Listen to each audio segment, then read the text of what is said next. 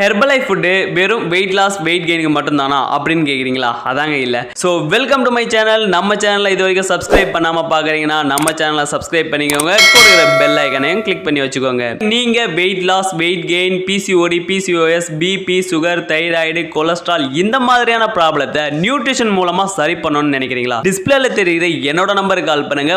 உங்களுக்கு ஒரு நல்ல சொல்யூஷனை கொடுக்குறேன். வாங்க வீடியோக்குள்ள போகலாம். பெண்கள் மாதாந்திரம் கொடுமையான ஒரு கஷ்டத்தை அனுபவிக்கிறாங்கன்னா இந்த மந்த்லி சைக்கிள் தாங்க. இந்த மந்த்லி சைக்கிளை பத்தி தான் நாம இந்த வீடியோல ஃபுல்லா பார்க்க போறோம்.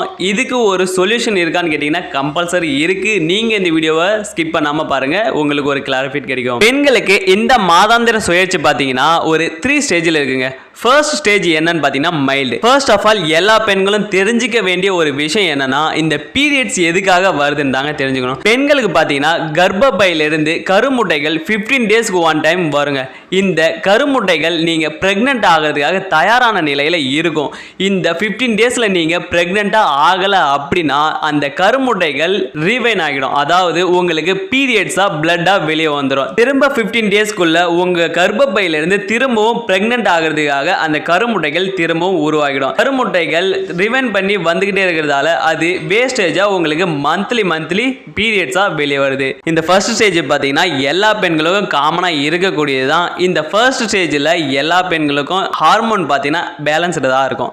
இந்த ஸ்டேஜ்ல யாருக்கும் எந்த ஒரு ப்ராப்ளமும் கிடையாது. நெக்ஸ்ட் ஸ்டேஜ் பாத்தீங்கன்னா மாடரேட். இந்த ஸ்டேஜ்ல பாத்தீங்கன்னா உமன்ஸுக்கு ஒரு 45 டேஸ்க்கு ஒன்ஸ் தாங்க பீரியட்ஸ் ஆகும்.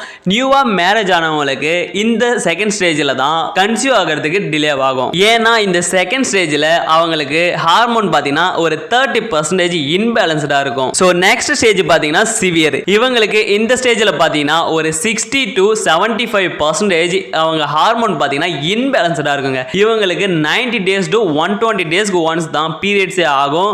இந்த தேர்ட் ஸ்டேஜில் இருக்கிறவங்க கண்டிப்பாக டாக்டரை கன்சல்ட் பண்ணி டேப்லெட் எடுத்தால் தான் அவங்களுக்கு பீரியட்ஸே ஆகும். நீங்கள் டேப்லெட் எடுக்கும்போது உங்களுக்கு சைடு எஃபெக்ட்லாம் வரும். நீங்க ஒபேசிட்டியாவும் ஆயிடுவீங்க. சோ நியூட்ரிஷன் மூலமா நீங்க பீரியட்ஸை கண்ட்ரோல் பண்ணணும் அப்படின்னு நினைச்சீங்கன்னா டிஸ்பிளேல தெரியுற என்னோட நம்பர் கால் பண்ணுங்க. கண்டிப்பா நான் உங்களுக்கு ஹெல்ப் பண்ணுவேன். அது என்ன ஃபுட்னு பாத்தீங்கன்னா நம்ம ஹெர்பலைஃப் நியூட்ரிஷன்ல கொடுத்துக்கிற விமன் சாய்ஸ் தாங்க. இது வந்து பாத்தீங்கன்னா சாய் ஐசோஃப்ளேவன் அண்ட் சேஸ்ட்பெரியில இருந்து தான் எக்ஸ்ட்ராக்ட் பண்ணி கொடுத்துருக்காங்க. அதாவது சோயால இருந்தும் கார்ட்டூன் நட்ஸ்ல இருந்தும் தான் ப்ரிப்பேர் பண்ணி கொடுத்துருக்காங்க. இது வந்து பாத்தீங்கன்னா ஃபுல் அண்ட் ஃபுல் நியூட்ரிஷன் மூலமா தான் கொடுத்துருக்காங்க. நீங்க டேப்லெட் எடுத்தீங்கன்னா உங்களுக்கு உடனடியாக சரியாகும். ஆனா லைஃப்ல உங்களுக்கு ப்ராப்ளம் வரும். நீங்க இந்த நியூட்ரிஷன் ஃபுட்டை எடுக்கும்போது கம்பல்சரி ஒரு 90 டேஸ்க்கு எடுத்துக்கும் போது தான் உங்களுக்கு ஒரு நல்ல ரிசல்ட் இருக்கும். ஸோ இந்த விமன் சாய்ஸை பத்தி நீங்க மேலும் இன்ஃபர்மேஷன் தெரிஞ்சுக்கணும்னு நினைச்சீங்கன்னா டிஸ்பிளேல தெரியுற என்னோட நம்பருக்கு கால் பண்ணுங்க. இந்த வீடியோ உங்களுக்கு பிடிச்சிருந்தா லைக் கமெண்ட் ஷேர் பண்ணுங்க.